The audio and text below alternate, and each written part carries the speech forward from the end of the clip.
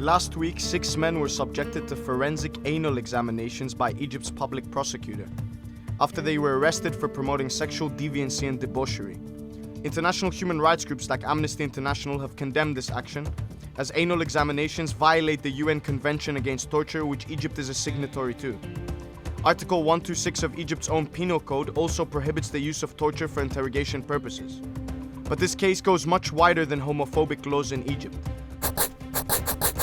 The country's security forces have long employed torture against protesters, opposition groups, and civilians.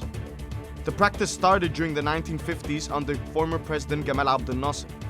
Egypt was also tied to the CIA rendition program, where torture was employed as an enhanced interrogation technique. The use of torture remained widespread for decades, and police brutality eventually became one of the key factors that triggered the January 25th revolution in 2011. However, the call for human dignity was never heard, as the Egyptian military and police have continued to torture detainees. Since the 30th June coup in 2013, widespread arbitrary arrests, enforced disappearances, and torture against dissidents have become common. There have been harrowing testimonies and allegations by Egyptian prisoners describing interrogation methods employed by Egyptian security forces. These testimonies reaffirm that sexual abuse and rape are core elements in the torture doctrine carried out in Egypt's prisons. Some techniques include genital torture, where electric wires are tied to the detainee's genitals and shocks are administered until the victim faints. In other forms of sexual torture, the detainee is stripped naked and ordered to bend over before objects such as sticks or iron rods are inserted into his rectum.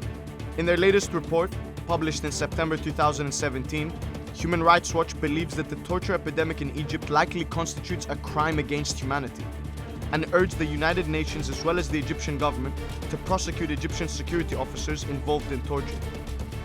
But as Egypt remains in a state of emergency and the government continues to sideline human rights organizations and NGOs, it doesn't seem that these practices will end anytime soon.